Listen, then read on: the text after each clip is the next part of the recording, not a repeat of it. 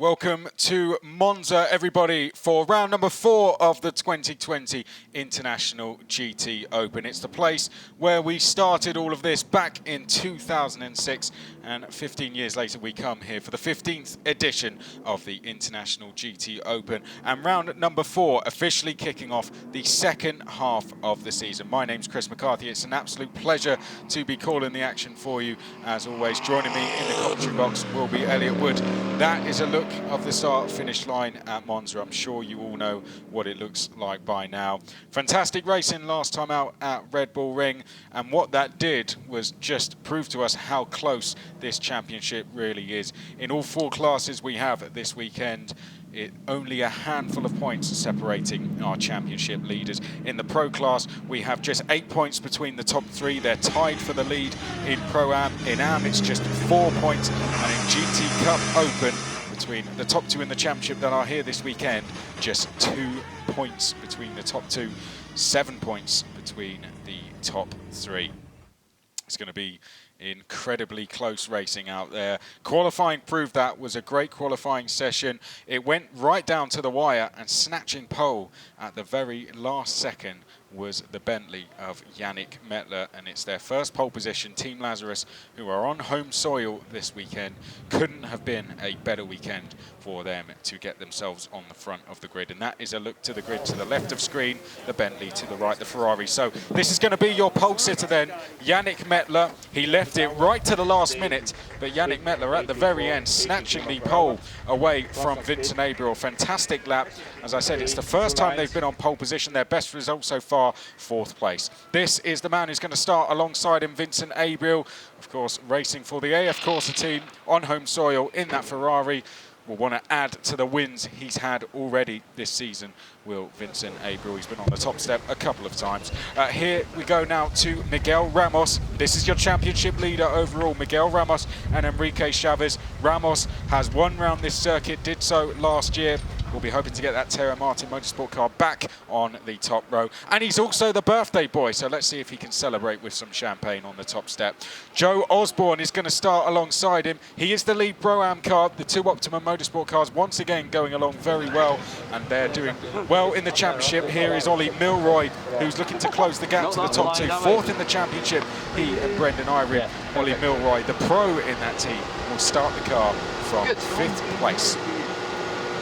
But alongside them on the 3rd row, we'll wait to see the car. Here it is, the car that you probably saw a lot of if you were watching the Le Mans 24-hour last week. That's because it won in the GTE AM class. So congratulations to Sally Ulick, becoming the first ever Turkish driver to win the event. Charlie Eastwood, the first Northern Irishman in 10 years, TF Sport. They still haven't come down from that yet. It's a fantastic result for them.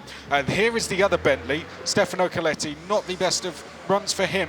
He just wants to finish a race though, hasn't seen the checkered flag yet. Stefano Coletti with a new teammate this weekend in Nicholas Veroni, another single-seater driver. Let's see if they can go well. Now we come to Bar Baric, a guy we might see a lot of next season. This is his first outing, the Israeli driver, just trying to find his feet in the championship. And Bar Baric in the top 10, so not a bad start at all, racing the McLaren, which won on both the Pro and Pro-Am classes Sunday last year.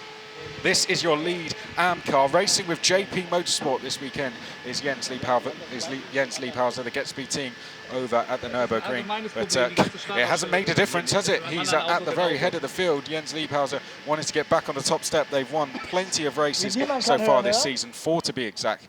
Let's see if they can add to that. This is Marcelo Hahn next along in the Teo Martin Motorsport car. Great to see Marcelo Hahn with us. And he is a driver we know very well in this championship. Let's see what Marcelo Hahn can do. 4th in class, 5th in class is Patrick Koprinski. These are your championship leaders in the Pro-Am class. They're tied on points with the car you just saw. So your 2 championship leaders starting right next to each other. It's going to be an interesting battle towards the back of the field there. A good chance for the Optimum cars up at the head of the field to take advantage. Then we come to the car who's trying to chase down your leader, Jens Liebhauser in the AM class. It's Alexander Mosey. The gap between them in terms of points is just 4 points. 10 points it is for the class winner, 8 for the second in class. So by the end of this weekend, if they beat them by 1 position and take the win, they could leave tied for points. This is RS Racing, great to see them back. They raced with us in 2018, finished 7th overall. They took a win and 4 podiums that year. They took a 2nd place here. So RS Racing with 2 Italians in the car as well, 2 drivers who've done very well in the Ferrari World Challenge. It'll be great to see them. Angelo Negro rounds out the field. He and Stefan Ortelli will go off 14th. And then after that, we'll run through our GT Cup Open cars. This is the car that is going to start at the head of it. Manuel Cerceda just snatched pole position away by a couple of hundredths of a second away from Aldo Vestante. Those two going to lock horns once again, just like they did over in Paul Ricard. There, Manuel Cerceda, who's going to start the race in GT Cup Open before handing over to Daniel Diaz Varela. And this is the aforementioned Aldo Vestante on home soil this weekend. Of all 5 rounds, this is the one he will want to win most. Aldo Vestante, I'm sure as a kid, has dreamed about winning at Monza. Will those dreams come true this afternoon? We will find out. One of the men that can ruin those, though, is Luis Silva, the Portuguese driver in the Mercedes AMG. He rounds out the field, 3rd in class, 17th overall. Well, let's go back and look at what happened last time we were racing at the Red Bull Ring, a track that always brings lots of excitement. As the cars charge their way through, there was 1 or 2 incidents in the mid part of the field there. You can see the Ferrari and Matteo Martin Motorsport collided together. The KTM Crossbow made its first entrance and did so with a bang. It would go out to take win on track, but a penalty post-race would see them demoted to 3rd place, handing the win to Enrique Chavez and Miguel Ramos. Then the very next day, we went racing once again. One of the drivers that returned that weekend was Fran Moreda. It was great to see him. He led on day 1, but leading on day 2 was the TF Sport car. There you can see the Optimum Motorsport cars just locking horns. This was the TF Sport car fighting for the lead. Charlie Eastwood in the car for them, fighting with the 59, and that was one of the instance at two different corners on the very same lap. Then we had a 1-lap restart, and it would be the TF Sport car who would go and take the win and finish on the top step. Well, I'm going to bring in Elliot Wood. Elliot, you've been waving at me just a little bit. What have you been noticing out there? Yeah, our returning number 25 car, driven by Alessandro Vizzoni at the moment, is already under investigation. Race number 1, very close to getting underway. The grid is beginning to be cleared. Let's run it for you one more time to remind you who will be starting where. Yannick Mettler looking for his first win on pole position. Vincent Abril looking to add to his in the Ferrari. He is trying to chase down Miguel Ramos, who currently leads the championship there in 3rd place. Joe Osborne, your leading driver in the Pro-Am class, looking to take some points away from Pro-Am leaders. Likewise is the other Optimum Motorsport car, Ollie Milroy, who starts on row 3 with 24 Hour of Le Mans champion Sally Ulick. Just outside of the top 6, Stefano Coletti looking for his first finish, and Bar Barrett, the Israeli driver, will be hoping to get his International GT Open career off to a good start. Row number 5, your leading AM driver, Jens Liebhauser. Then alongside that, we have Marcelo Hahn. Marcelo Hahn, who is tied on points for the lead in Pro-Am. Patrick Kaprinski, he's the driver he is tied on points with, their 10th and 11th. Alexander Mosiv in a close battle for the AM lead, just 4 points back. Then we have Alessandro Vezzoni, who's already under investigation. We'll hear more from Elliot about that in just a second. Angelo Negro will hand over to Stefan Ortelli mid-race. Let's see how they get on. And then behind that, our GT Cup Open Europe cars, we have Manuel Cerceda, who just took pole away from Aldo Vestante. Expect a close battle between those two, and then rounding out the field is Luis Silva. So, Elliot, back to you. We've got car 25 under investigation, you say? Yep, so once the cars head to the grid, the pit lane is closed for a certain amount of time entirely as a safety measure, and car number 25 actually passed through the pit lane, which breaks Article 33.2b of the sporting regulations. As we all know. Yeah, as we all know, and it's currently under investigation. Now, obviously, this is our returning entry. Hasn't been seen since 2018. So it would be a shame if they basically start this race with a penalty hanging over them already. Yeah, I mean, it's great to see RS Racing here. They did that 2018 season, and it's great to have them come back. And so the 2 Italians in the car there, big names in GT racing. One of them a Ferrari Challenge Europe winner, one of them a Ferrari World Challenge winner, and jumping up from Italian GTs as well. They've raced together and have the pair So they know each other well as teammates, but unfortunately under investigation. This is an onboard view we have with Angelo Negro. He's starting towards the back of the field, 14th in class. He and Stefan Ortelli. Well, back at Paul Ricard, Stefan Ortelli gave some great shots, made some great moves there. Let's see if he can do more of the same. He's going to certainly have to try and move his way through the order. Here's Stefan Ortelli. Speaking of, they had their best results of the season last time out. They got a second in class at the Red Bull Ring. It was their best result by quite a long way as well. They finished down in top 5, at the back of the top 5, a couple of 5th and a 6th. Then they went out and got second. Was a real good result. Seemed like a breakthrough result, but Angelo Negro qualifying for this down in 14th place, giving Stefan Ortelli a bit of work to do. We all know Stefan Ortelli, he's raced just about everything. I think they're going to be ones to watch in qualifying tomorrow, and definitely towards the end of the race. Pit stops happen between 28 and 44 minutes, so that is when we will see the guys coming into pit lane. Some of them are carrying success penalties as well. One of them that isn't is Yannick Mettler. Team Lazarus were not here last round, so they have a very, very good chance to win today. There you can see that beautiful Bentley car making its way into the Ascari chicane. Well, as we said, 2006 was when the International GTOpen kicked off. It kicked off here.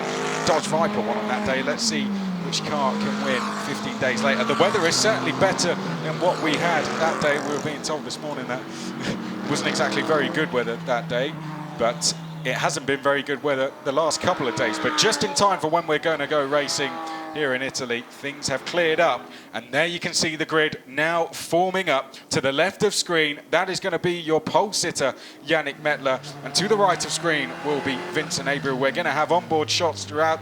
One of them is going to be from Angelo Negro.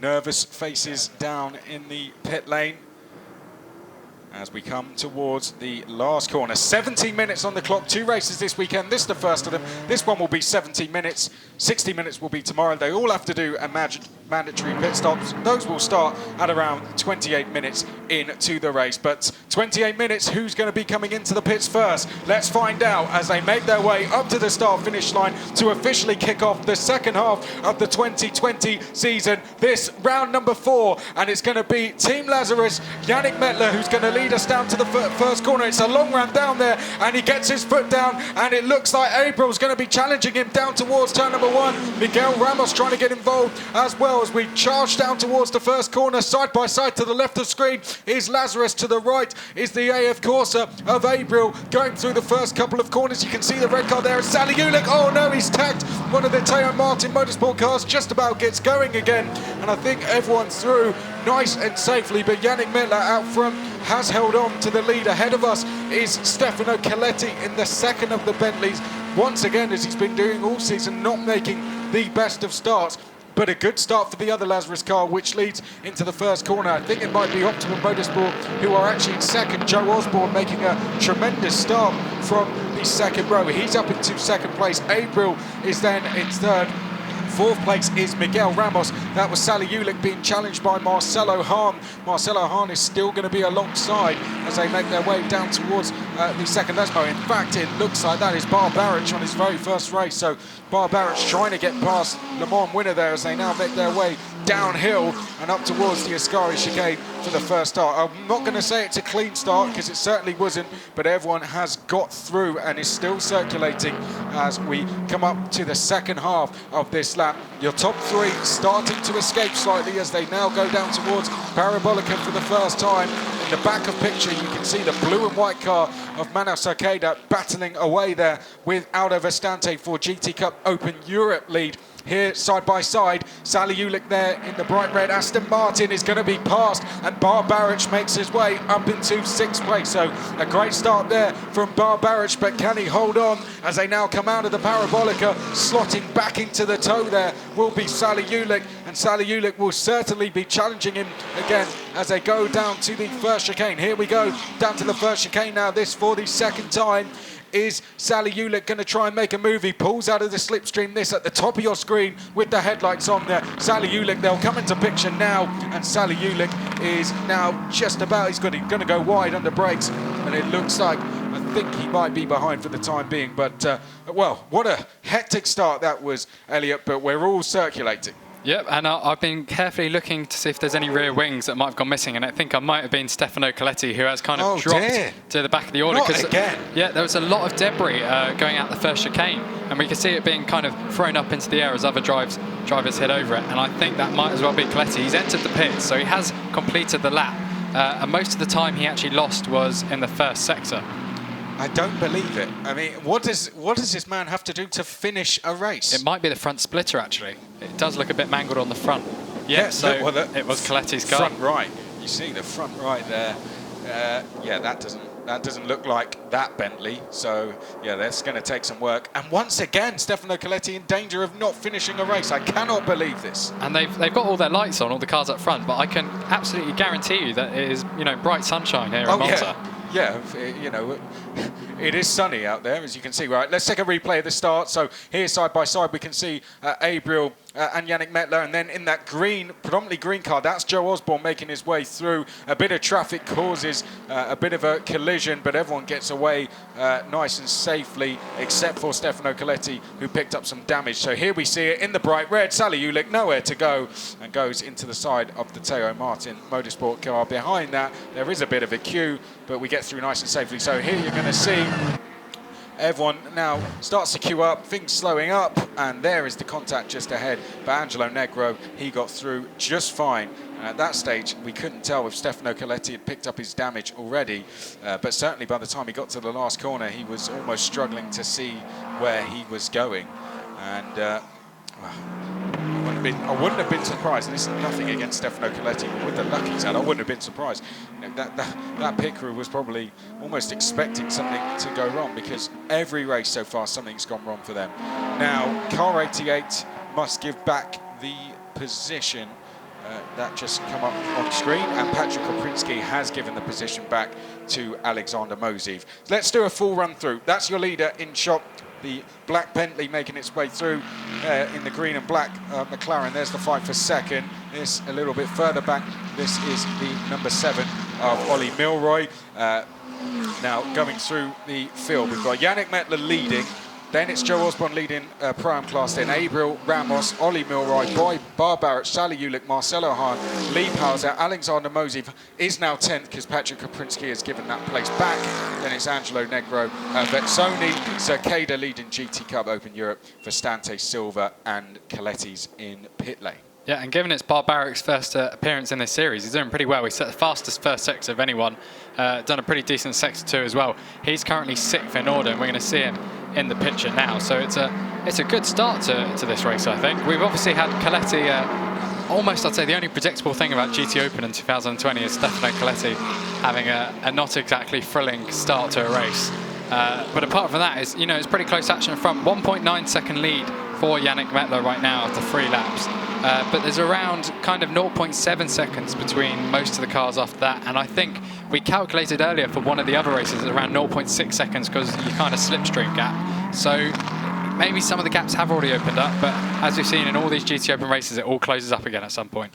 Well, Bar Barrett, for those of you who don't know him, 24 years old, has had 5 wins in the Italian GT Championship, so knows what he's doing in this country. Oh dear, that's Manuel Cercada getting it a bit wrong through the Ascari chicane, but he hasn't lost that place, so Aldo Vestante was not able to take advantage. Well, he has now, as they come into view on screen. Aldo Vestante takes the lead going into the first chicane, and Aldo Vestante now leads.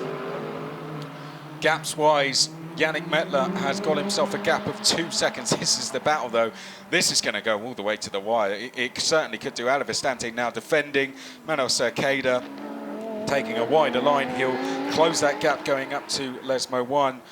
Silva really struggling to hold on. It's going to be a long race for him, and he's dropped back already. Yeah, and it's been 3 laps and they've dropped pretty much 30 seconds, so we can safely say race pace 10 seconds a lap slower than our GTOpen runners. Yes. So that would take, it's 150 second lap, no, 120 second lap almost, so probably 10 laps. While you work that out, here is the move for the lead. So Aldo Vestante goes down the inside, and plenty of room given by Manuel Cerqueda, and that is a fairly textbook move around the Monza circuit. That gives you a view of what 2 seconds look like. Yannick Mettler pulling away, and any second now Joe Osborne is going to have to start defending. He's become a bit of a problem already for Vincent Averill. That car is escaping. One thing I would say is a new fastest lap there for Yannick Mettler. One thing I would say is the cars second and third in this queue, Averill being the first of them in that 17, they are the ones battling for the championship. Now that is Miguel Ramos and Vincent Averill.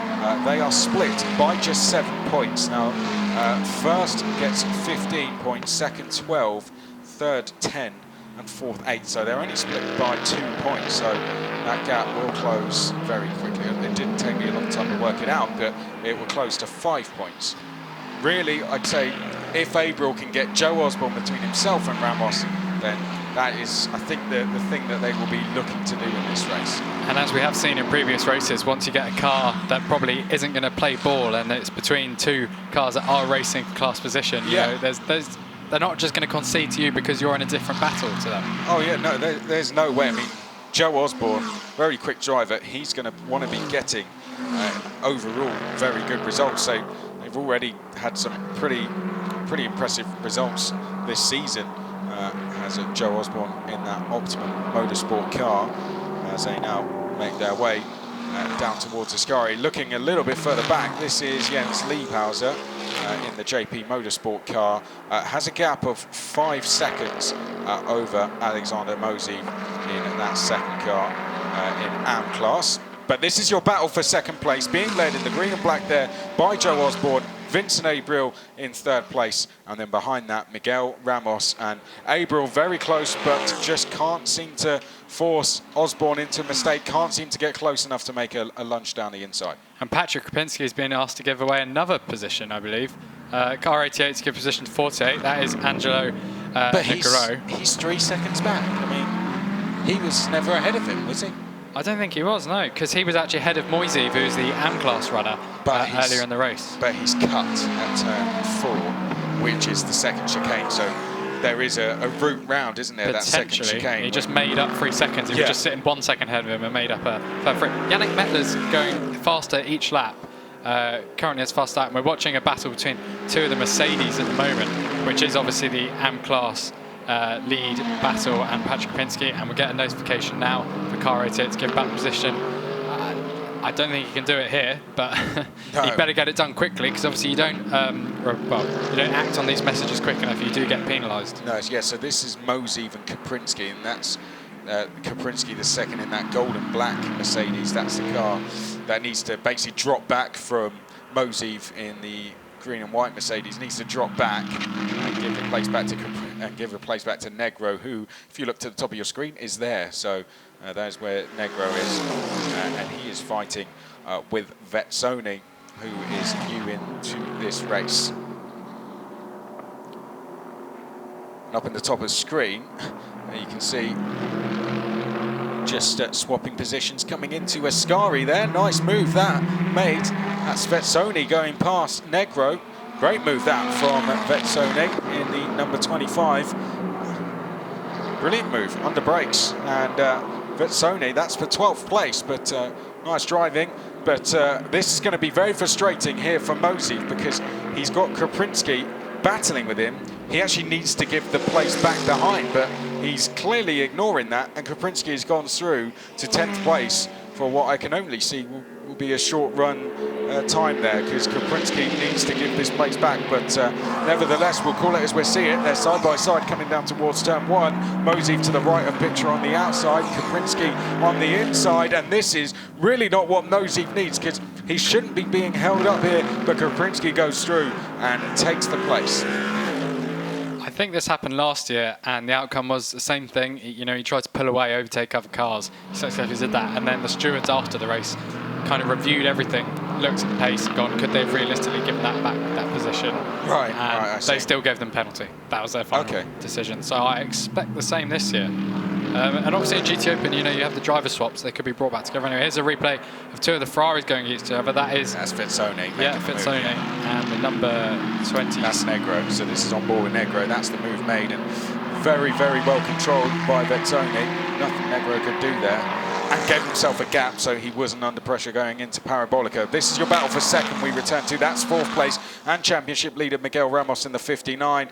That's the gap for Yannick Mettler. It's a pretty impressive gap. It's 3.7 seconds. And as Yannick Mettler comes around Parabolica, he's going to go past his teammate as well, who is still sitting in the garage doing nothing. He's done one lap. Yeah, a sad end to the race for the second Lazarus. I mean, if you add up the amount of laps Stefano Coletti done, it's only really a handful, isn't it? This season, yeah. Because obviously in a racing situation, he's not done many laps at all. In practice and qualifying, you have your one driver and a second driver doing different sessions, so he doesn't even get to do all the track action there is anyway. I mean, I'm in racing. He hasn't done a lot, has he? Because most of his problems have been at the very start of a race, except for the very first race when he was turned round. I don't know, it was a few laps in, wasn't it? He was turned round, coming through the second to last hairpin when he was in second. That was a shame.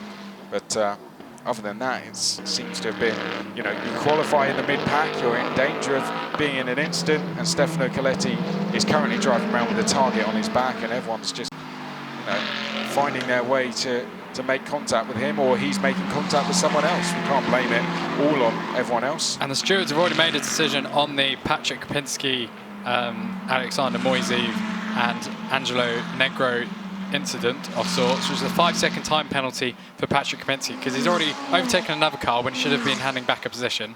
So now he's only going to get 5 seconds, which brings him back into pretty much where Negro is. So I mean, I'm not a steward, but I'd say he almost did the right thing there, in that he had the pace to pull away, and there was, you know, if he take the penalty, which is going to be equivalent to it anyway. We don't want to say that too much. Oh, he did the right thing. Yeah, by cutting the I would track. say obey the rules, obviously, first. That would be the new racing line. Well, we had a similar problem last year where Tom Onslow Cole ended up a lap down, but he was the fastest driver on track. But because he was a lap down, he kept getting blue flags. And the stewards were a bit like, what do we do here? Right, okay. Tom Onslow Cole, of course, racing in the Prime Class 8, just missed out on the title when it was at this round, really. It sort of all fell apart for them. He and Valentin Pierreberg, who were racing together last season for SBS Automotive. Now, this is Vezzoni we're looking at. We've got onboard views with Negro, which has been great to see. And so far, Negro, he's not being, well, I was about to say he's not being dropped too much, but I'd say that's just changed on this lap. Just to bring you an update, GT Cup Open Europe, 2 seconds between Vestante and Cercada. So, the front of that car isn't looking like it's very stable, is it? The Moiseev car. Potentially, there is a bump there. That's going to come up, isn't it? Yeah, there is a bump on the run set, so it does make all the cars look a little uncooperative. I think they will sellotape that. They'll gaffer tape that thing down when he comes into the pits. And we've now got the official reprimand come through. So no penalty, only a reprimand for the returning RS Racing team. Yes, yeah. So that's the car 25, which is this one here for RS Racing. So no respect starting procedure.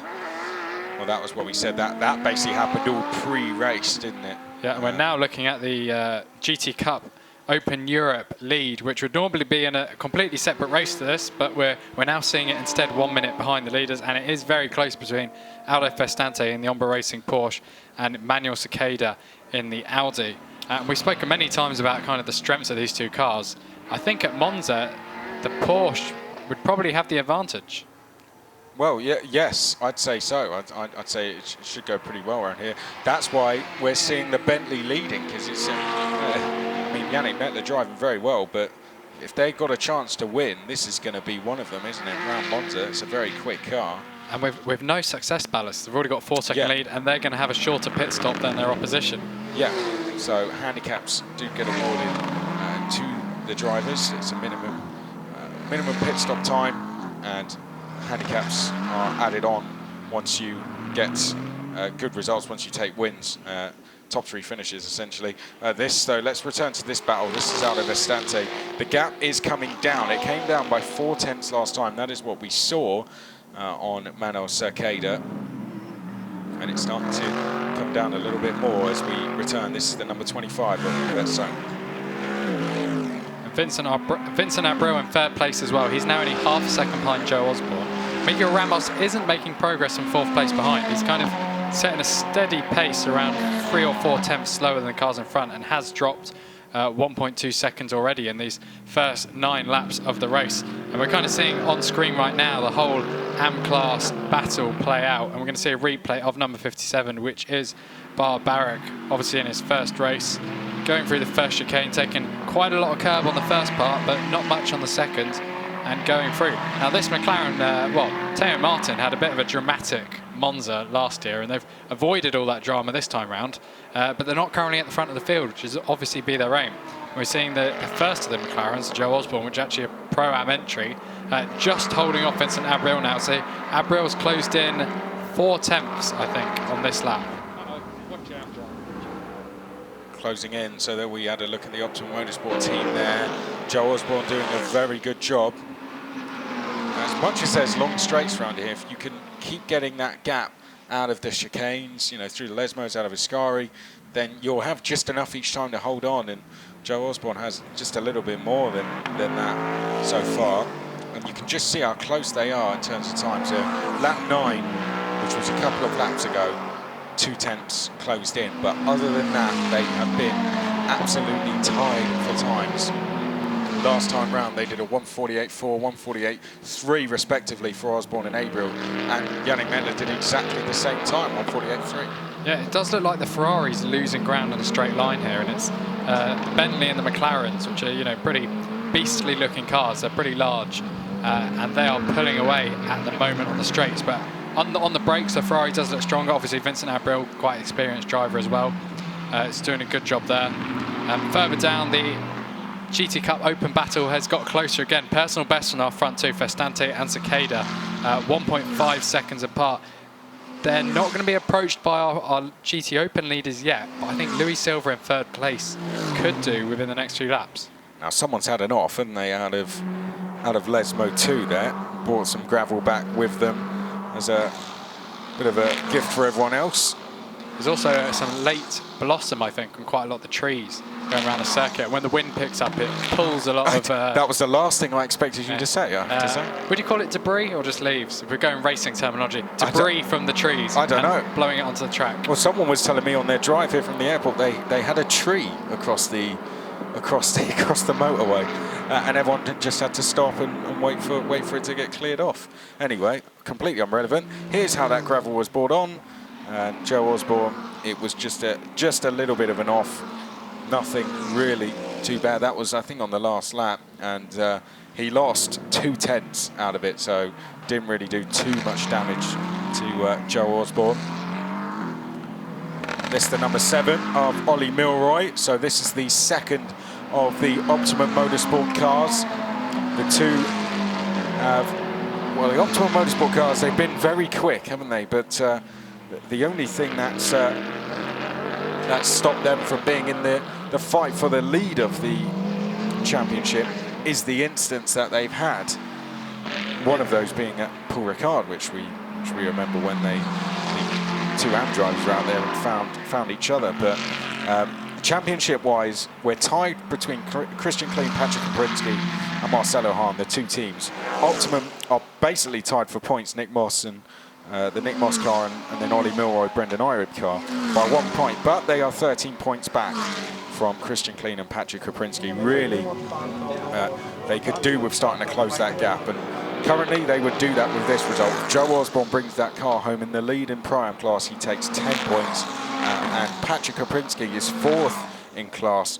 He would score 4 points. So all of a sudden, you know, that gap closes down. And in the overall classifications as well, the Yannick Mettler car has an opportunity to overtake both of the Optimum cars in the overall standings with this victory. If they take it, there's now a 3.8 second lead, so it's going up by around 1/10 per lap on average. Joe Osborne's off earlier this time round may bring that up more, 3.982 seconds now. We're 12 laps into the race. Our leading GT Cup Open entry, because we do need to keep an eye on that race, because obviously it's a whole separate classification. Yeah. 1 minute 21 behind. Yeah, the gap between those is 3 seconds, but just quickly going back to Joe Osborne, I should really tell you what those points they will score, what that does to the championship. So the Joe Osborne score, if it scores 10, the other 4, obviously that's a 6-point difference. In terms of the championship, that would bring the gap down to 7 points. And we're hitting traffic. That's Lewis Silver in the silver Mercedes, and just about gets out of the way, and there goes your overall race leader, Yannick Mettler, through. I would have said few as well. Yeah, it did look a little too close to comfort. I did, yeah. I was trying to say two things at once. I don't know, racing drivers seem to do it just fine. So the question is, why has Louis Silva dropped 24 seconds to the other GT Cup? Oh dear, look at this. Sorry to cut across you there, but that was a scary out of Lesmo 2 there. Joe Osborne, I think some expletives being said in that McLaren as he approached Lewis Silva, but just about got out of the way in time. Now we go on board with our race leader. Let's have a listen out of Ascari. Sounds great, doesn't it? The Bentley, the Team Lazarus car making its way down to Parabolica. This is a great on-board, isn't it? With the Team Lazarus car now coming out of Parabolica. But this is the battle, and I think Silva just got out of the way in time before holding these guys up. Oh no, 4 wheels off there for Joe Osborne. You've got to be careful. Now in our Euro Formula Open Championship, which was we had 2 qualifying sessions earlier, that is where people were running wide and they were picking up penalties in the process. I think if you do it once, you're okay, but do it too many times and you will be getting a penalty. So this, the number 72, leading prime car. This is Abril, 2nd in the championship overall. The championship leader is then 4th. This is the battle for 2nd place. This could easily change hands in the pits, and we're approaching those pit stops. Drivers are getting ready because oh wow, there you go. That's what me and you do before every time we qualify. I was going to say those drivers and engineers should be wearing masks. They usually are. They're just getting ready to get in the car, which is why they've broken from the usual protocol there. As Louis Silva gets lapped by another car. If you are putting your lid on, of course you have to take it off. But there we go. We should make something like that, should we? Before we could. I do a lot of running about, so I'm not sure I have the time to. Well, yeah. Well, you walked home, didn't you? Yep. Yeah. If anyone wants to come to see GT bought Open an in orange Monza, bag with you. Yeah. If someone wants to go see GT Open in Monza next year, I believe it is on the 2021 calendar, and you can go see the old bank. You can do the whole track by foot, and then you can also walk to the local town and the 2 towns beyond that. Yeah. It takes an hour. Have you been round the old track yet? I went at 10 p.m. last night, so I can't tell you much about it. It was Did you see where? I was going to say you couldn't see where you were going. Yeah, but you can hear the cars coming through when they do have nighttime sessions. They often have tractors sweep the track in between sessions. I don't know why they're tractors, but well, there's a long history. Lamborghinis started as tractors. Yeah. Engines for the post-military tractor engineering was part of the economy at the time. I tell you, if there's anyone who knows, a lot or knows people here at Monza, do let us know. Do get involved. Use the hashtag GTOpen, because Mark, who commentates on TCR Europe, was saying to me that he went around the old bank 5 years ago, and then when he went this year, he said it looks like it's. Here's another. That Stefan Ortelli. This is his warm-up trade, but he was saying it looks like it's been redone. So I think they do. I think the track does. Keep it up to date. I don't think they. I know it's been there for a long time. This is one of the top 3 oldest tracks, by the way. Alongside Indianapolis and Brooklands, by any chance? Oh, yes. Yeah. I was expecting to whip that out to you, but Elliot Wood, of course, I forgot who I was next to there. But yeah, one of the 3 oldest racetracks ever. And there's one fact I don't know about GT Open, though, and that is in Yannick Mettler's car, when we go back on the onboard, it says, "Welcome Nala Lily," on the inside of the car. Just next to the steering wheel. Big panel says, "Welcome Nala Lily," and there's a little pink bow. I'm wondering if that's the birth of a child. And if anyone knows online and can come and tell us via Twitter, it'd be great. Hashtag GT Open, of course, because otherwise I'm going to be wondering about that for the rest of the race. Yes. Okay, there we go. That's interesting. Yeah, it's always nice when we see messages carried on cars, but two of those cars are battling away with each other, and here they are on screen, as they have been doing now for a long time. It looks like they're almost ready to swap places, but we will start seeing the countdown soon to the pit stops, because it is just only under a minute away before they're going to be coming into the pits now. Well, I'd say the pit lane will open. I'd say Joe Osborne and Ollie Milroy are going to stay out till for as long as they can. Yannick Mettler should stay out, really. He's got no need to come in.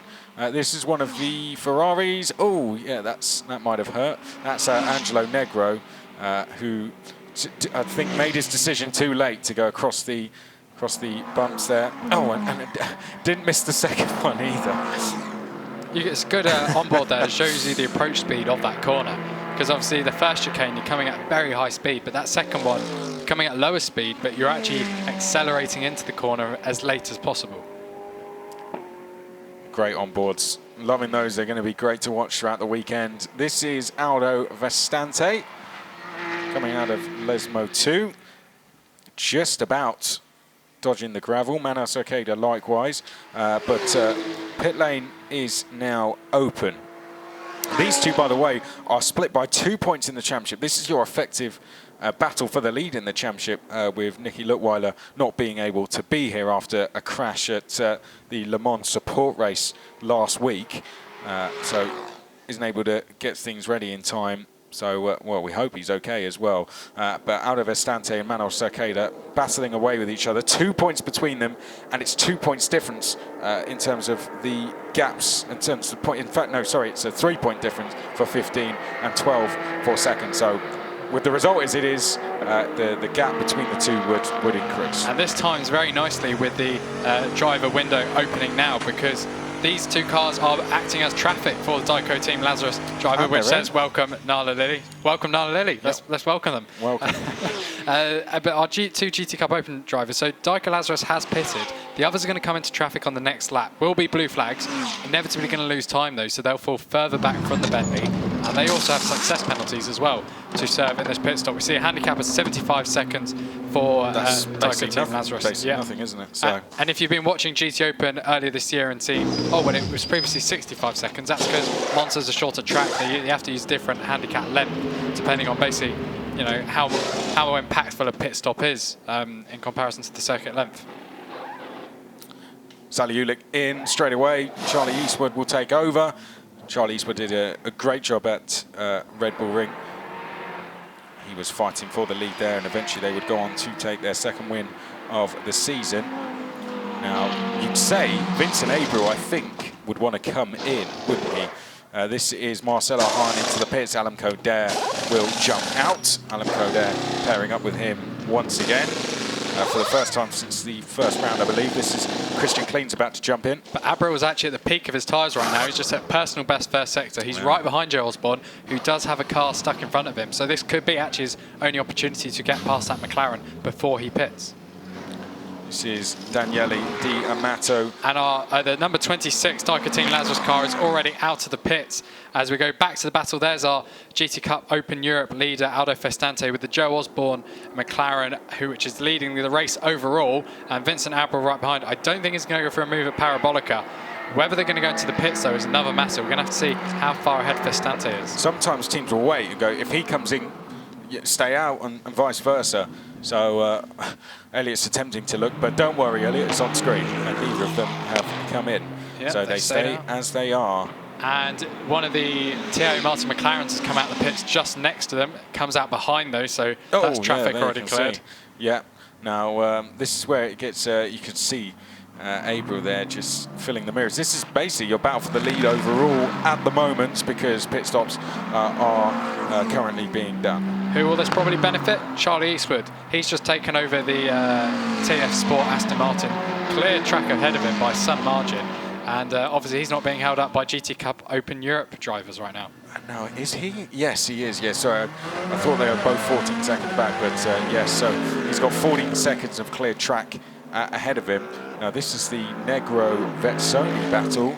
They have swapped places, it appears, in pit lane. So it's no longer Negro and Vetsoni. Apologies. It is now Stefan Ortelli is the driver who has jumped into the 48. And Daniele Di Amato has jumped in to the 25. And Aldo Festante is now to 9th place. So a GT Cup Open Europe car in a GTOpen race. That's a surprise for a start in itself. But he's still just about on the lead lap and in 9th place. Actually, no, not on the lead lap now, because he's literally just been passed by our top 2 on the run to Ascari. Yes.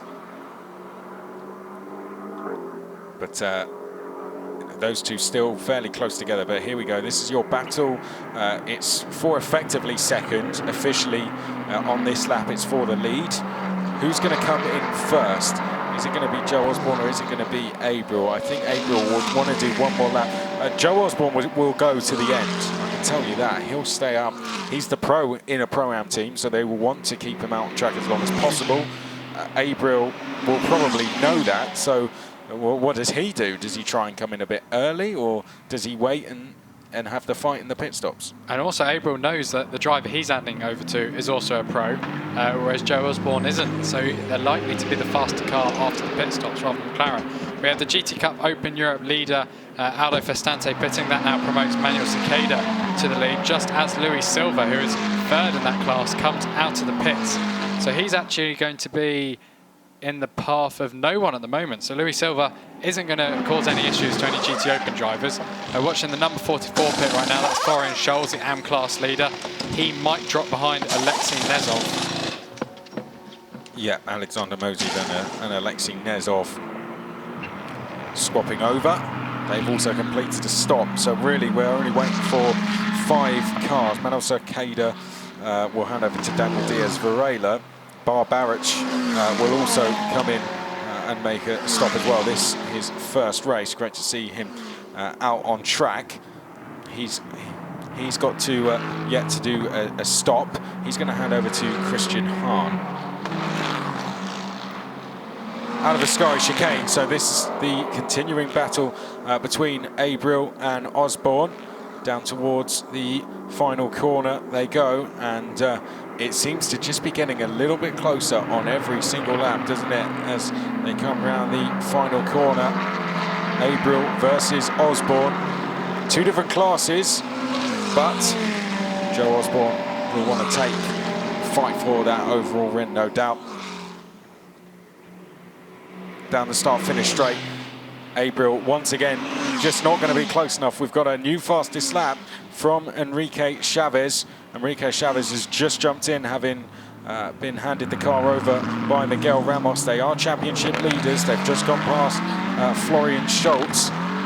They're trying to basically go past this battle, aren't they? They're trying to leapfrog that battle we saw on screen. Here's the number 57 coming in. This is Bar Barrich and Christian Hahn. This is the 3rd of the Teo Martin Motorsport cars this weekend. A very strong stint by Bar Barrich on his, his first GTOpen appearance. I don't think that was too bad, was it, for a first run from him? Great drive.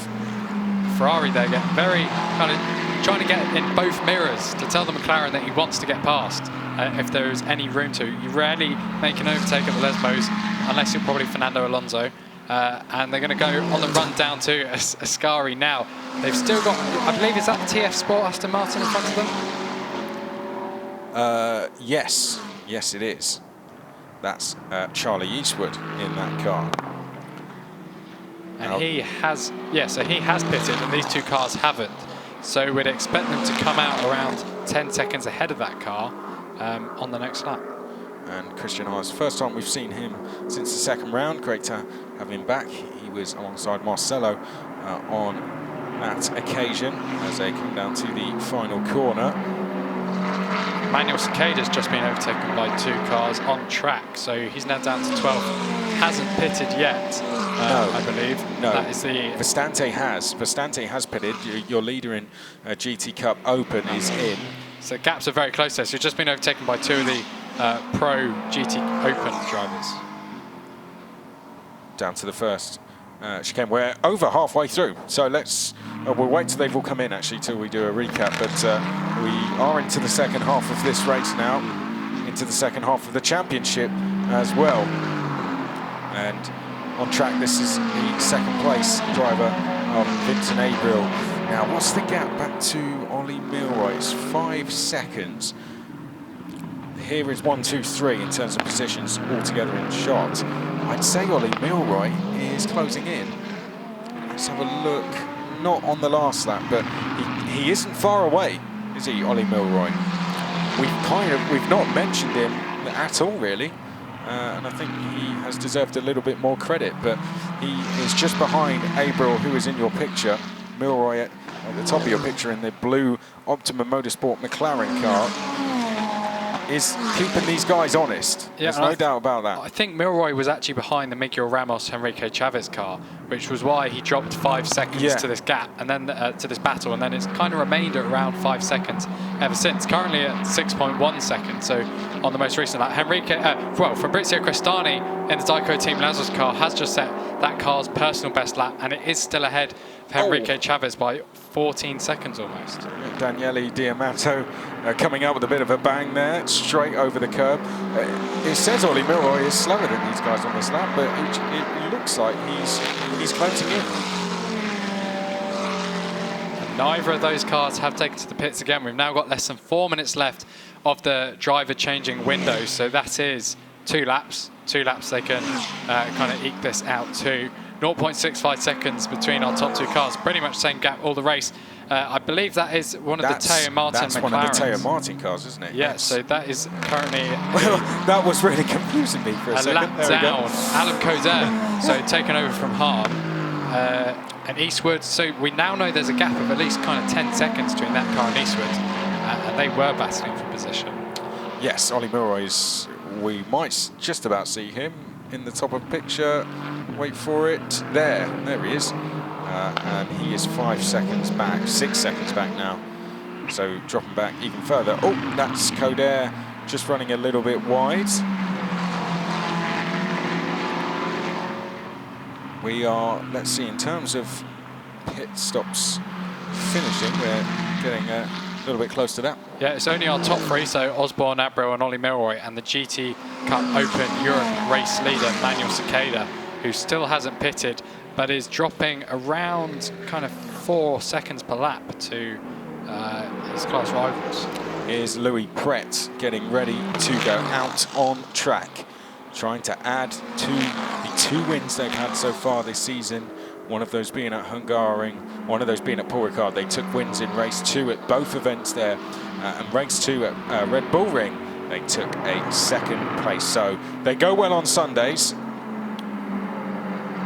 See how they can do in terms of Saturdays, because so far on Saturdays, well, they had a DNF at Hungaroring, and they pitted. And so the Ferrari has pitted. Joe Osborne has stayed out. All that's actually allowed is the Hahn car to close in, or the Coder Teo Martin McLaren to close in on them. And I believe it's a handicap of 90 seconds for this car, possibly even more, given the recent success it has had. Well, this will, the next lap, 85 seconds. The next lap, whoever hasn't come in will have to go in, basically. And Louis Pret jumps in. Yeah, Manuel Cicada will have to, because obviously the GT4 cars aren't quick enough to get round in the 1 minute 34 seconds. So Joe Osborne with no immediate pressure now, will be only looking forwards. Let's see if this is a lap. This is a crucial lap for him now, isn't it? Cicada does take to the pits. So GT Cup Open Europe battle could change. Daniel Diaz-Varela will take over that car. He's going to jump in. Strong pairing. They've been great together, as you can see their handicap on screen.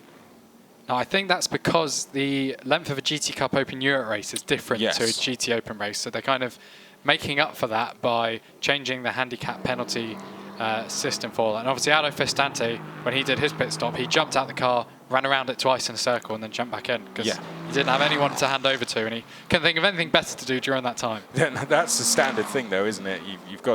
You've basically got to get out of the car and then get back in the car. That's sometimes the standard. Well, he was living up to his name as well, because Festante kind of means like celebration in Italian. Does it? Yeah, it's kind of like jovial joy and kind of cheering. Okay. Here's Louis Pret, by the way, if you're interested in anything else. Louis Pret's come back out. He's there in the number 17. And there we go, Ryan and Q, Optimum Motorsport The number 72 is in, and I expect the number 7 will follow it in about 7.5 seconds time. So here we go, and Optimum Motorsport Q are ready, and 80 seconds is their handicap. That is Joe Osborne jumping out, and Nick Moss will jump in. And that's the number 7, so the 2 Optimum Motorsport cars together, the crew working very hard. And I think Enrique Chavez may have successfully overtaken all of these cars to move into second place. We're going to switch to the... This is Crestani, the race leader, Fabrizio Crestani, in the Dyco Team Lazarus car. He has a 12.6 second margin to Enrique Chavez, and he was 1 minute 13 seconds behind Nick Moss. Handicap system was, what, 80 seconds? That is 1 minute 20 minimum. So I'd expect him to definitely come out in the lead. Chavez, touch and go if he comes past Nick Moss for second place. Well, as we said, you know, with no real handicap, Crestani, we expect him to extend their lead. And here, that is the Nick Moss car making its way down the pit lane.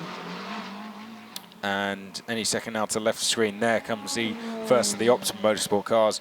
About 6 seconds behind will be the second, and already through the first chicane is your leader. So we'll give you a full run through at the end of this lap as to who is where and what the situation is.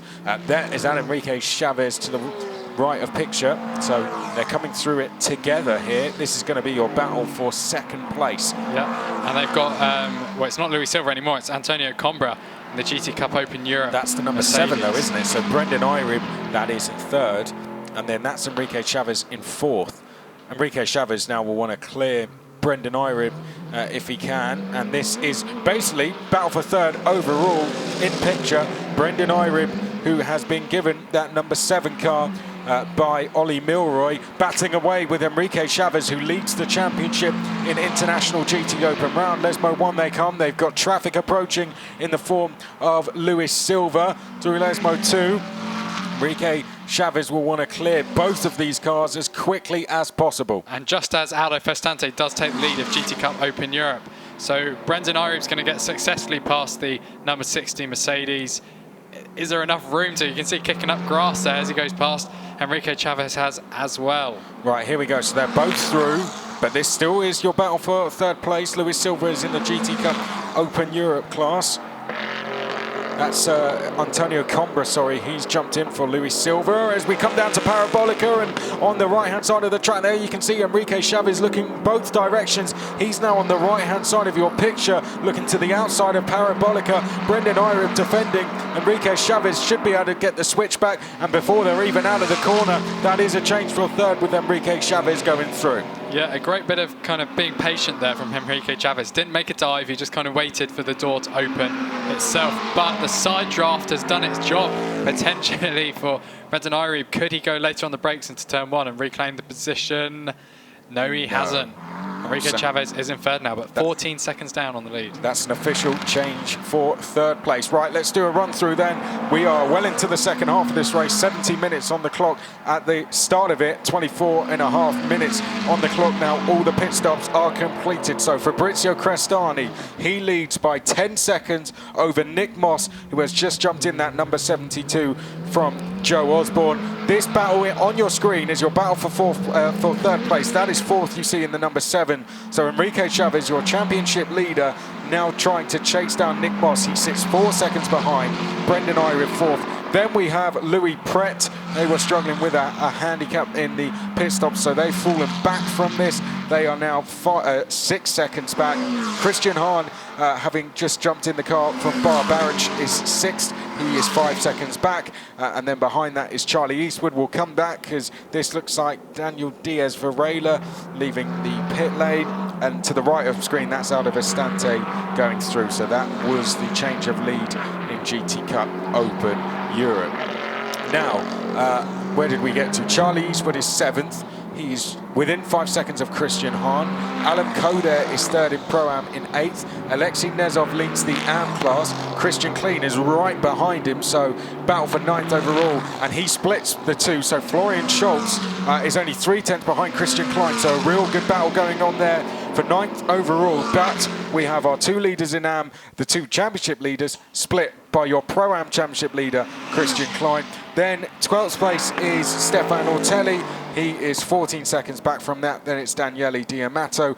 We did see a replay of Aldo Vestante in the Porsche going past Daniel Diaz Varela, who left the pit lane, and he now has 11 seconds over him as well. Antonio Combra third in class. This is the battle, so this looks like the moment that Christian Klein got through and got past that number 13 AM. Oh, and he went over the curbs there, almost a little bit of contact, and just pointing at the screen, it looks like we've got something being reported there. So Christian Klein there, that's how he lost the place to, or unsuccessfully got past Alexei Nezov, and he is now splitting the two JP Motorsport cars as well, in Christian Klein and Florian Schultz together on track. Yeah, and Florian Schultz, his team manager, has been asked to report to race control, as has the car team manager of Nick Moss in 2nd place.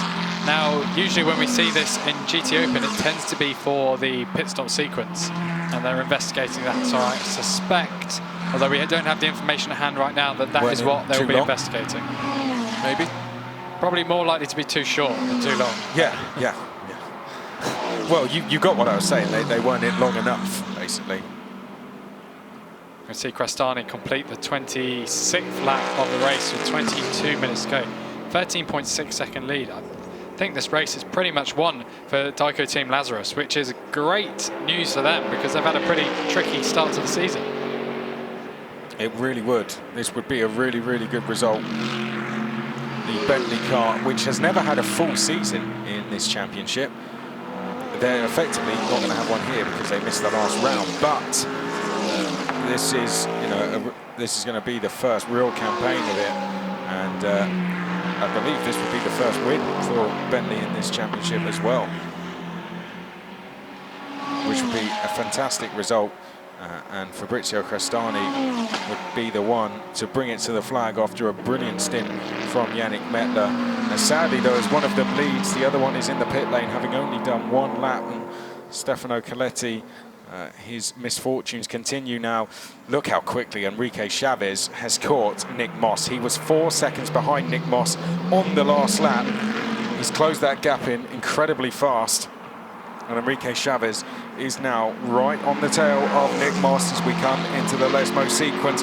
We could see a change into Ascari here up towards Lesmo 2, and then Chavez starting to make Nick Moss very nervous now as they make their way up towards the Ascari chicane. Are we going to see a change of positions? They'll go downhill now, and Enrique Chavez trying to get through as quickly as possible. Sitting in the middle of the circuit there is Nick Moss behind Enrique Chavez, looking left and right. He dives down the inside into Ascari and goes through. So change for 2nd place. Your championship leader now into 2nd. Great move by Enrique Chavez there. I mean, all the time he was stuck behind other cars. He was kind of losing 1 or 2 seconds to Crestani. He's matching Crestani's times now, but 15 seconds between them, 19 minutes to go. Yeah, that was definitely another pit wall, wasn't it? Yeah, it gets stressful when you're watching these McLaren cars, especially after all of the GTOpen races last year, where they tended to get in collisions through either teammates' faults or, like slower cars getting in the way.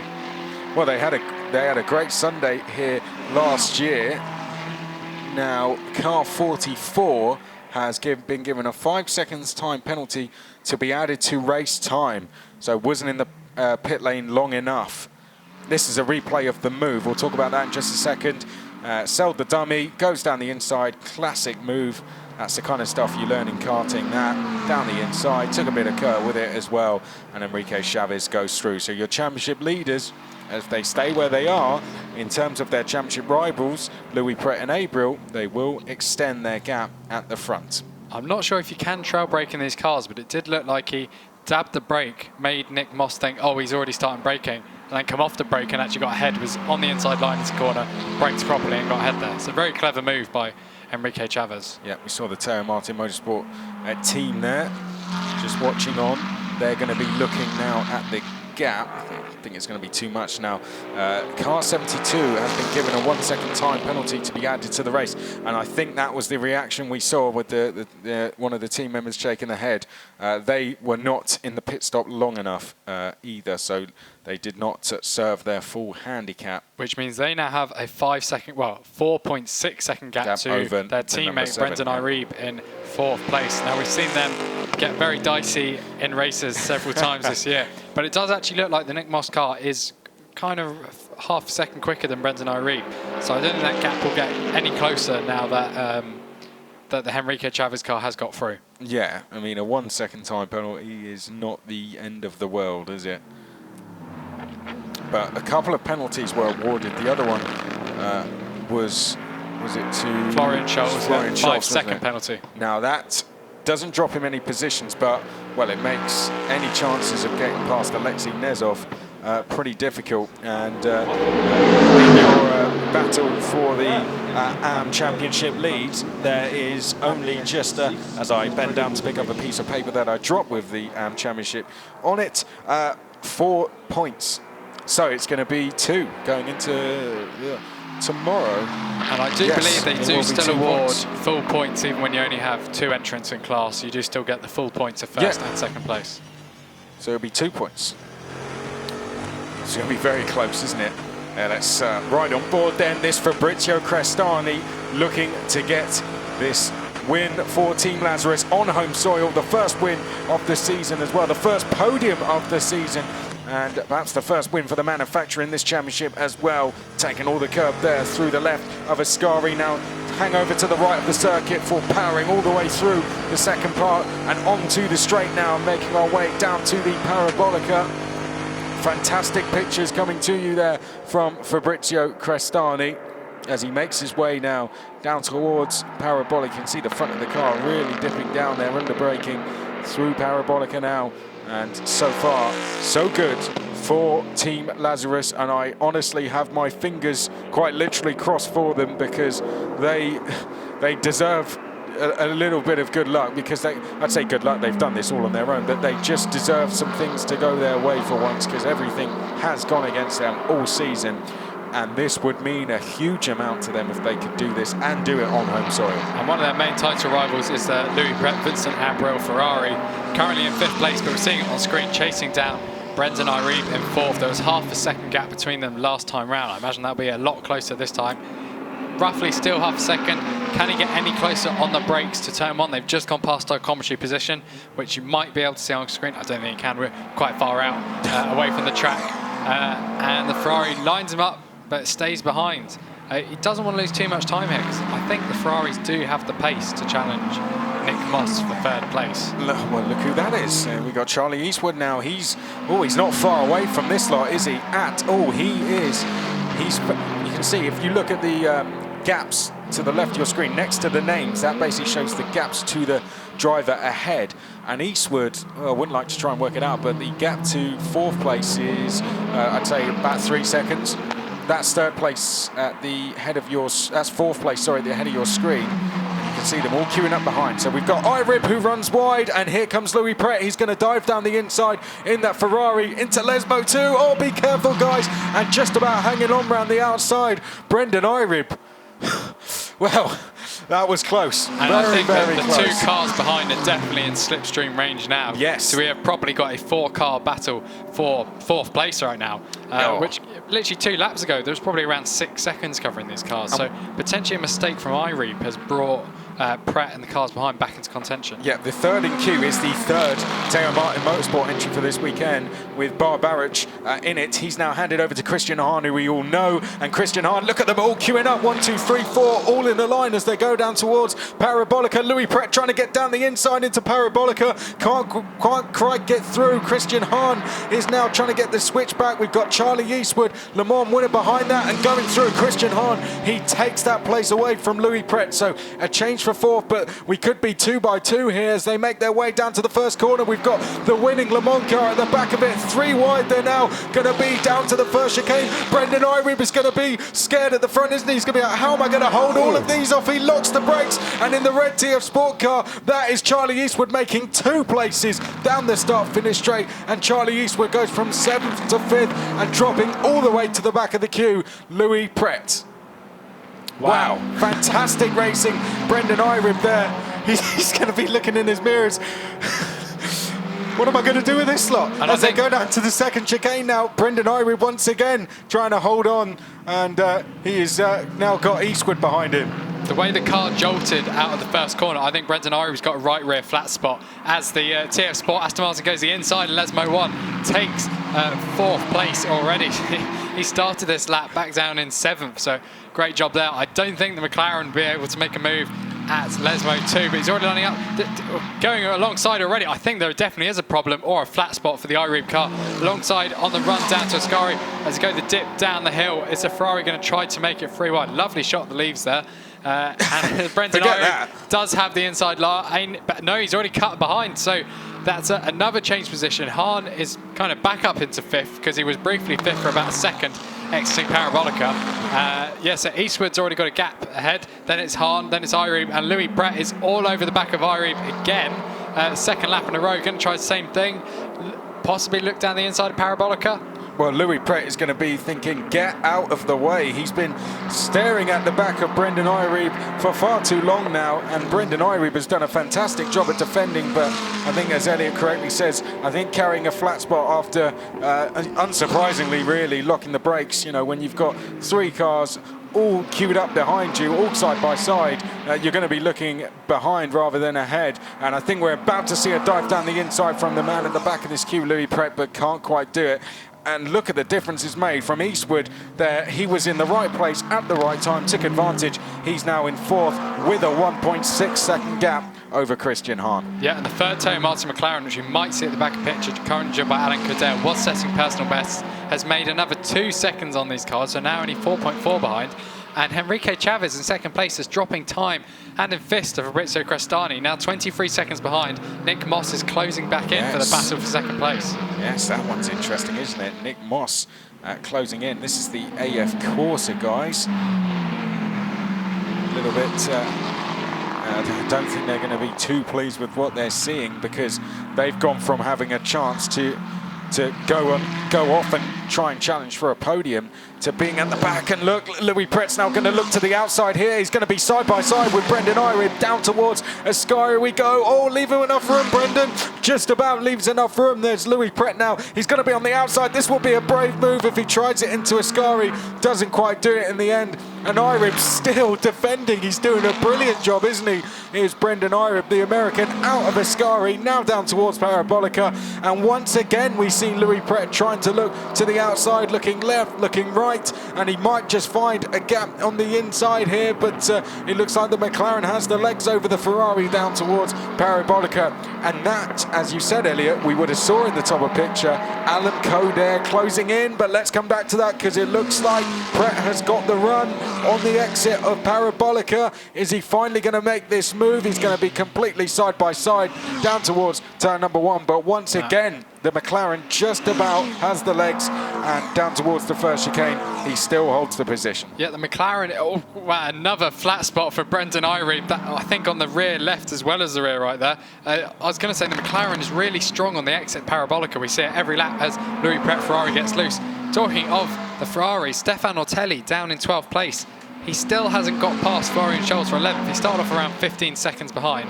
We're going to see a replay of, I think, 2 laps ago where Charlie Eastwood made up 2 or 3 positions in one go. First of all and there's a replay of the first of the flat spots for Brendan Irie, but you can see the car kind of being uncooperative later around the lap. So a brilliant job by Eastwood and not so much for Irie. Yeah, well, he was just in the right place at the right time and got through, as Alan Coder is now only 7/10 behind this. So Alan Coder, there he is. So this is once again Louis Brett side by side with Ayub, and he's now through. So Louis Brett gets through, and here comes Alan Coder. Will he be able to do it first time? As once again Ayub almost squeezing him onto the grass, but Alan Coder, he's going to try and go around the outside. This is going to be very brave. Alan Coder into Ascari. He's side by side. They make a little bit of contact, but he's through. Fantastic move, and Alan Coder, with probably the move of the race so far, goes up into 7th place on his first attempt. What a move by Alan Coder. He's up into 7th, now has the chance to take the fight to Louis Brett. Great racing. Brendan Irib, well, he fought very hard in that battle. I'm sure he had a lot of fun in the process as well. We'll come back to that though, because this is Nick Moss going ahead of Enrique Chavez. So your leader in the Pro-Am going past your championship leader and second in Pro. So Nick Moss up into second place. Fantastic driving. I need to remind you, he is the AM in that Pro-Am driver lineup. And I'm sure somewhere in the pit lane, there's going to be a very happy Joe Osborne with what he is seeing here, because Nick Moss taking the fight to the overall championship leader. Fantastic racing from the Optimum Motorsport driver. He is now second. I don't want to take anything away from what we've just seen, but is there a chance that Enrique Chavez is carrying a problem, because he has dropped back very quickly and already Chavez is dropping back from Nick Moss. So there is a very good chance that something isn't going right with that number 59 Teo Martin Motorsport car, and that would be very good news for Louis Pret, who is trying to chase them down. And I remind you before I hand over to you, Elliot, Charlie Eastwood and Sally Ulick, because they are only, in terms of the championship, they are only 8 points back from Chavez. So if something goes wrong for that car, then they could cash in on some points. Yeah, and Charlie Eastwood has been the fastest driver last 2 laps. Here's a replay of the move.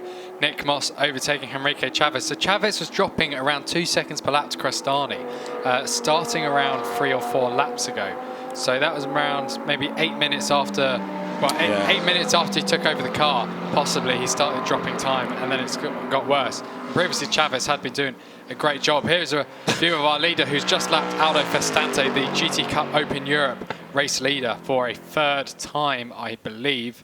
And there's 13 seconds between the class battle there, but the class battle here is 30 seconds between Crestani and Chavez, because obviously Nick Moss is the Pro-Am leader, so there's a class between them. And we're going to see a replay, well, no, not a replay, that's Louis Pret fighting with Alan Coder. Coder potentially going down the inside of turn 1. Is he going to? He's thinking better of it.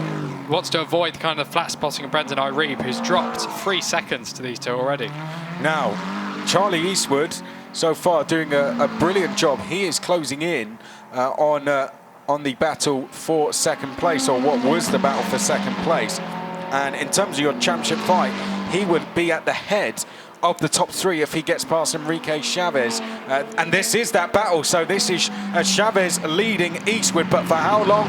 Eastwood's got the headlights on. He's keen to get past, and he's going to want to do it straight away into Lesmo 2. He's going to fill those mirrors up and puts pressure on Chavez. Are we going to see another move around the outside into Ascari? Down to the Ascari chicane we go. That is a look back at Christian Hahn. Next along, this is Pret versus Coder. Where do you put your eyes? Irib at the top of picture, but this could be a change for 3rd place overall, and 2 of the championship leaders changing places with each other, and that Chavez car is in danger of going back even further as well. There's definitely an issue with the Chavez car, because he's 2 seconds slower than every other car on track right now, apart from the GT4 cars. Wow.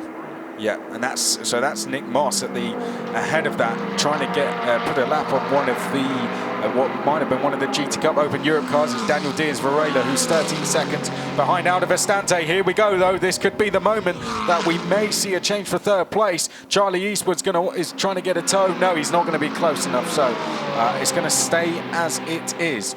But this is really not good news for Pret in terms of the championship. This is, if the checker flag went out right here, right now, Eastwood would go up to 2nd in the championship. He and Sally Ulick, and Pret would drop back and would lose quite a few points to Chavez as well. And in the remaining 4 minutes, I think Eastwood could actually close in on Moss, because he's going slow on the exit. That is the Teo Martin McLaren. He's pretty much stopped on the exit of the first chicane.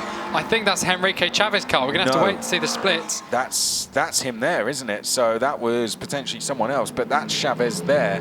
So that's number 59. So that's another of the Teo Martins has stopped. So which was it? Christian? Was it Hahn on the 57 that stopped? We'll see when they come through the second split. But let's go back to this battle. We'll work that one out in just a second, because this is Eastwood versus Chavez, and just ahead of these guys, 1 second ahead of them, there's Nick Moss. So 2nd, 3rd and 4th, all in picture for you. Your leader well clear from this, 30 seconds to be exact. And I think it may have just been a poor exit and looked like he was going to slow up, because that is Christian Hahn there ahead of Louis Pret. But let's hopefully get back to this battle for second. There it is, it just goes through view. This is Louis Pret trying to battle with Christian Hahn, but this is two of the championship leaders fighting away, and Charlie Eastwood trying to get past, but Enrique Chavez is going to be getting a tow here from Nick Moss, and I think that might just help him hold on into Parabolica. Yeah, the battle's getting very close. Stefan Ortelli still hasn't got past Florian Scholz. He's been half a second behind for 4 laps now, and he is in the second of the Ferraris. We're going to see our leaders cross the line. Half a minute gap for Crestani now with 3 minutes to go.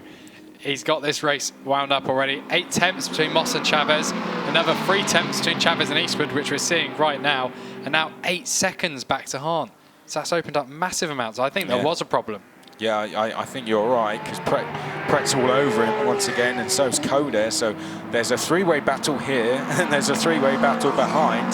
2 3-way battles in the top 7. I think you saw it at the top of the picture. Yeah, that was Stefan Ortelli still behind Florian Scholz. Yeah, that was Vestante getting out of the way of the battle for 5th place. Here we go. That's out of Vestante. We can see just going through the second chicane then. Only a couple of laps to go. The last lap board is going to be going out very shortly. I think the next time Crestani crosses the line, even it might go out as they come through Lesmo 1. There's what the gaps have done to Nick Moss. Is past Pret for 6th place, so Louis Pret's dropped another spot. That's not good news, so he's going to drop further points to Chavez and further points to Eastwood, who's now going to move up into second in the championship. He and Sally Ulick. Down the hill they go and up towards the Sky Chicane. That's the 51, your leading GT Cup Open Europe car, who could become a bit of a problem here for Nick Moss. Nick Moss is going to be flashing those headlights, get out of the way as they come down towards Parabolica, and in fact he'll grab a tow before he goes past him, and they should all get past him just about going into Parabolica. I'm getting quite nervous for them, as the teams will be, as they come into this final corner, and just about they all get through. Oh no, but running wide there. Enrique Chavez runs wide. Charlie Eastwood says thank you very much. He's now into the podium positions, and that is a change between 2 championship rivals, with Eastwood now trying to close the gap here to Enrique Chavez, and he could do that even further if he can get past Nick Moss. This is the penultimate lap now, I believe, as well. Yeah, and I'm trying to watch the gap between Scholz and Stefan Ortelli. Ortelli's still stuck behind 0.163 seconds after the second Lesmo. You sound as frustrated as that team will, I think. Not through yet. AF Corse, a hugely successful team, and their cars are just not making progress on this race. No, they aren't. And here's someone we haven't seen for a while. This is Fabrizio Crestani, who is getting ready to start the final lap of the race. We haven't seen much of them, have we, since the start of the race? And as I always say, that's either really good or really bad. When it's really bad, you're the Stefano Coletti car who did 1 lap. But when it's really good, you're the Crestani car, who is 30 seconds ahead of the rest of the field. And this is the final lap now. So the run down to the final corner. Fabrizio Crestani, we'll come back to that in just a second, because just 1 lap to go. They missed the last round. Team Lazarus, though, on home soil in the Bentley. It's going to be, I believe, the first time we see it take the top step in International GT Open. And taking it to the line is going to be Fabrizio Crestani. And that is how you do it. What a comeback there for Team Lazarus, their first podium and their first win, and it's come off the back of a lot of drama. But this is the battle for second place now. Charlie Eastwood in the tow of Nick Moss. It's going to come down to the final corner. This is the battle for second place. Nick Moss leading it. Charlie Eastwood looks to the outside. He's not going to go and try around the outside, is he? Yes, he is. Charlie Eastwood all the way around the outside of Parabolica. He's going to give it a go. They're going to be side by side out of the final corner. It's a drag race to the line. Who's going to make it there first? Is it going to be Moss? Is it going to be Eastwood? It's Moss. Oh, they're tied on the 13 thousandths of a second between Moss and Eastwood. Eastwood now being shown as he's got it, but as they cross the line, Nick Moss 1 second penalty. had it. Oh, of course they had a 1 second penalty. Well remembered, Elliot. So Nick Moss gets through. Charlie Eastwood finishes in second. Nick Moss in 3rd place. Enrique Chavez only 2 tenths back in 4th. Alan Coder was 5th. He finished second in Pro-Am. Then it was Hahn next along. Louis Pret will be gutted with that 7th. I think Ortelli has finally made the move in the middle sector. I've waited half an hour for this. Ortelli has finally got past Florian Scholz, 11th place. So, Irib finishes 3rd in class in 8th. Alexei Nezov in 9th. And then 10th place is Christian Klein. And I'll let you call, the others. Ortelli crosses the line in 11th. 5.7 seconds because he had ahead. the 5-second penalty. So only 0.7 seconds in the end. We both Florian forgot that there Scholz. was 2 crucial penalties there, and with everything that was going on, we forgot all about them. So really, that battle wasn't actually that close. Neither battles were for anything really. This is confirmation of the result. The Bentley on the top step of the podium in International GTOpen. 15 years ago in the very first race, it was a Dodge Viper. 15 years later, it's a Bentley that's on the top step. Crestani and Mettler, Ulick and Eastwood finished second, just ahead of Moss and Osborne, who are your Pro-Am winners. Then it's Ramos and Chavez in 4th place. Hahn and Coder 5th. Barrich and Hahn on Barrich's first race is 6th. Pret and Abril will be absolutely gutted with that 7th place. They've got work to do tomorrow. Rounding out the Pro-Am podium is Irib and Milroy. A crucial result for Nezov and Mosiv. They're going to half the gap to in the championship lead to Scholz and Liebhauser, who you see there in 12th, Ortelli Negro 11th. Then it's Diamato and Versoni on RS's racing return. And winning GT Cup Open Europe is Aldo Vestante on home soil. What a win for the Italian. He takes the top step of the podium, ahead of Diaz Varela and Combra. Coletti not finishing. So that is what the championship looks like. Just 4 points between Enrique Chavez and Ramos to Charlie Eastwood and Sally Ulick. Incredibly close going into tomorrow, and 11 points back. 3rd place, Louis Pret and Abril. There is your winners though. Crestani and Yannick Mettler taking the win. Well, considering coming into this round, their best result was 4th. How about that? They come up to the line, and that must have been an absolutely fantastic moment for Team Lazarus. They will remember that one. And you know what? I think that is relieved faces more than anything. They're going to enjoy that. I think he was happy with that. Crestani on home soil as well. The Italian winning at Monza in a Bentley. He must be absolutely delighted with that. That win is going to mean a huge amount to him personally, not just for the team, but the Italian taking the win on home soil. Fantastic from Fabrizio Crestani. And looking back to last year, Fabrizio Crestani, this is a repeat of last year because he won here with SBS on the Saturday overall as well. And he once again doing the double, taking another win. Charlie Eastwood and Sally Ulick 2nd, Nick Moss in 3rd. But there is Crestani hugging the car. The 2 teammates there, Crestani and Mettler, they take the win. What brilliant scenes here. And after all the bad luck they have, you can just tell how much that means to them. Absolutely delighted. Fantastic scenes down in pit lane. You've got to feel happy for them. I don't think there's anyone in that paddock. You can see other drivers and other team members coming over. There's no one in the paddock that is going to be unhappy with those winners. There is Sally and Charlie. I think they looked a bit happier a week ago. But, well, considering where they were halfway through that race, I think they should be very happy with that. They've closed the gap to 4 points, and they finished 2nd overall. And I think there's going to be a very happy Optimum Motorsport team. They got 1 and 3 in Pro-Am class, and they take 1 in Pro-Am along with 3rd overall, so they will be very happy. But let's go down now to the pit lane to here. Well, first we'll have a look at our top 3, shall we? Nick Moss taking 3rd place for Optimum Motorsport along with Joe Osborne in the 72. Finishing in 2nd place, it's Charlie Eastwood and Sally Ulick. A brilliant recovery after struggling in the first phases of the race, but taking the win. They finally got to the podium, and when they got there, they got to the very top step. Fabrizio Crestani and Yannick Mettler win. Team Lazarus winning on home soil, likewise for Fabrizio Crestani. Let's get down for some interviews. And we are with the winners of race 1 at Monza. Maiden win for the Bentley of Team Lazarus with Yannick Mettler and Fabrizio Crestani.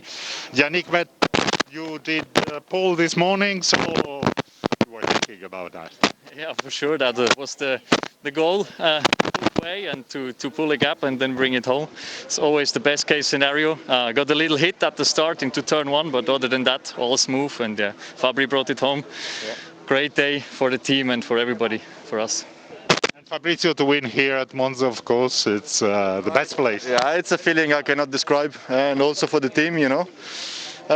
We started a new project this year with the Bentley, you know, a new car and so on. Due to the COVID situation, we didn't have any testing. So actually we went in Budapest, taking the race as a free practice, you know. And then we improved a lot. We worked a lot, not only on track, but also at home. And yeah, yesterday everything was looking good. Yannick did a mega job today. It was a magic lap, pole position, pulling away. I just cruised my way to the finish line, and I'm so happy, yeah, speechless. Well done, guys. Podium now. Thank you. You have deserved it. Emotional scenes down in the pit lane there. But let's remind you of your top three in GT Cup Open Europe. Luis Silva and Antonio Coimbra. They'll want to find some pace overnight, but nevertheless third place for them. Second place, Manuel Cerqueda and Daniel Diaz Varela dropping away in the second phases of the race, but nevertheless second for them. And a good result for the championship got there in the end. But your winner, Aldo Vestante, we'll have a look at him next. There he is, the number 51, winning on home soil. Dreams come true for Aldo Vestante, and he won by 14 seconds. Let's go and hear from Aldo Vestante. Aldo Vestante back to victory, and here at home is it must be a nice feeling. It's a sweet feeling, yeah, and it was really sweet when I overtook Cerqueda in the first stint, because I really wanted to win it on the on the track. You know, I didn't want to wait to undercut or overcut. I wanted this win on the track, and I got it. I'm super happy. I gotta thank the team once again, and yeah, it feels really good. It feels really good, and I want to do it again tomorrow. Well done for now. It's good for the championship. Podium now, Aldo. Thank you. Well, let's have a look back at the highlights then. It was Yannick Mettler after the first pole position for Team Lazarus. They led the way down towards turn number one. The Optimum Motorsport car in the green and black colours there going up to second. Joe Osborne, there was a little bit of contact there with the TF Sport car running in to the side of one of the AF Course cars, but everyone just about made it through. Unfortunately, the Bentley you see ahead, Stefano Coletti, would once again have to come into the pits and retire for the race. This was the battle for the lead in GT Cup Open Europe. That was the moment that Aldo Vestante took the lead, and from there he would go on to win on home soil. This was brilliant move with Angelo Negro being passed by Vetsone on their first race, a return for RS Racing. Then we had the pit stops, and after that it turned into one of the best battles we have seen. This was Aldo Vestante making his pit stop, but out front no one could keep up with Fabrizio Crestani. He would go on to increase his gap to 30 seconds as the rest of the pit stops improved. We have the likes of Enrique Chavez making his way through. This was Brendan Ivory trying to hold off three cars in the bright red colours there. That was Charlie Eastwood making 3 places in about 3 corners. That the last of them to go up and take the fight to the top 3, eventually going on to finish in second place. Brilliant scenes behind us. Nick Moss got his way back past Enrique Chavez. He would go on to hold off Enrique all the way to the flag as traffic came into play. This was the moment that Chavez made a mistake into Parabolica. Charlie Eastwood going through, but out front it's the first time we've seen a Bentley on the top step. Team Lazarus winning on home soil, and a win likewise for Fabrizio Crestani on home soil, and a run to the line. Charlie Eastwood just about pipping Nick Moss, who was carrying a 1-second penalty. Well, we wait now for the podium, and well, I've got to say, I was struggling to get words out at times. Honestly, I think when you see a race like that, Elliot, you do feel very lucky to be in the position we are, because you just see the emotion there from Fabrizio Crestani holding back tears, and you know, this is something that all of these guys, I think, are going to, particularly Team Lazarus, are going to look back on for a long time. Yeah, and I always think when we're watching GTOpen races, you look at kind of lap 10 and you go to the end and go, how do we get here? How do we get all this close racing at the end? When the lap 10 you go, this can't possibly happen. Here are your top three, though. So to the right of picture, we have the Optimum Motorsport team, Nick Moss, and to the left, TF Sport. But on the top step, Team Lazarus, Crestani and Yannick Mettler. And to the very left there, that is the Team Lazarus representative. And all three of them very shortly. We were missing one of the drivers. I think that's Nick Moss. He now makes his way on to the podium. Fantastic scenes up there. Now the national anthem.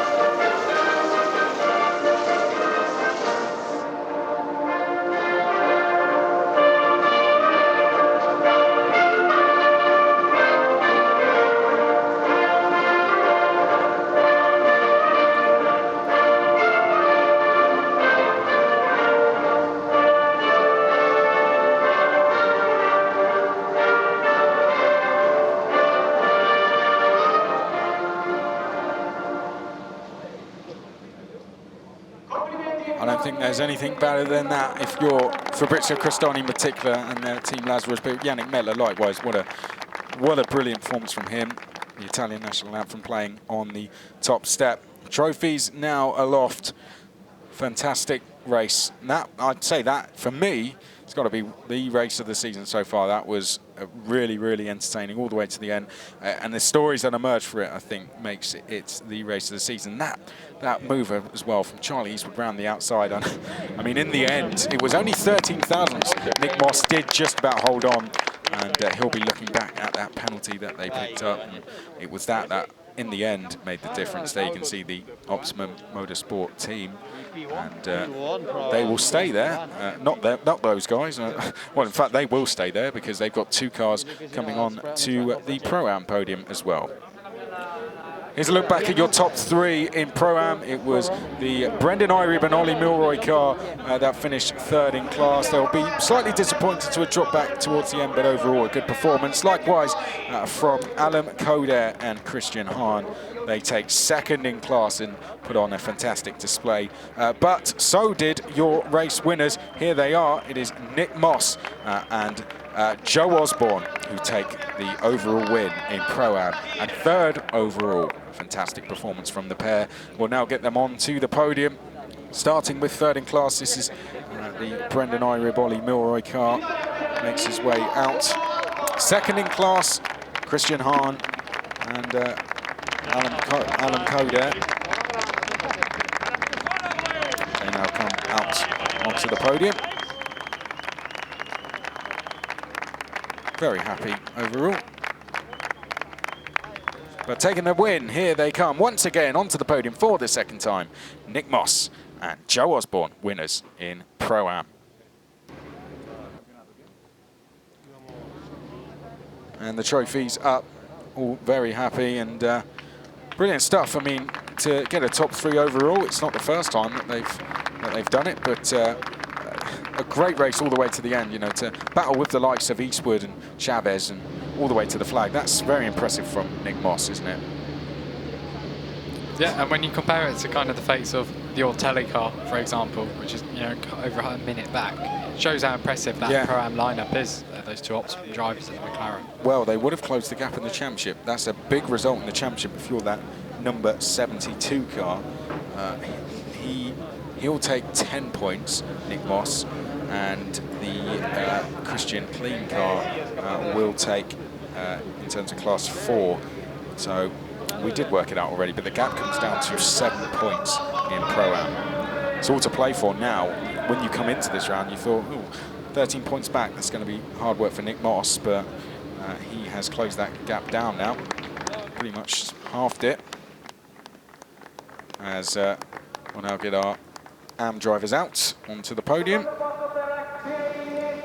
Yep, step 2. That's where you're going, guys. Florian Schultz and Jens Liebhauser. So this is your battle for the AM Championship. Second is Schultz and Jens Liebhauser. 4-point lead coming into this race. It's now 2 because those guys, Alexei Nezov and Alexander Mosey, beating them to the flag and taking a top 10 overall. Great result from those guys. Oh, that's out of order.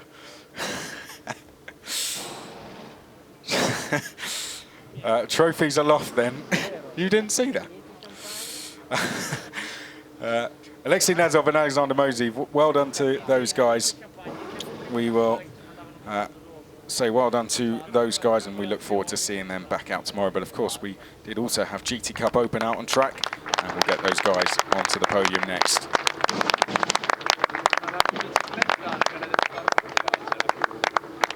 The AKM Motorsport team there, good job for them. Top step. Now go and get ready for tomorrow.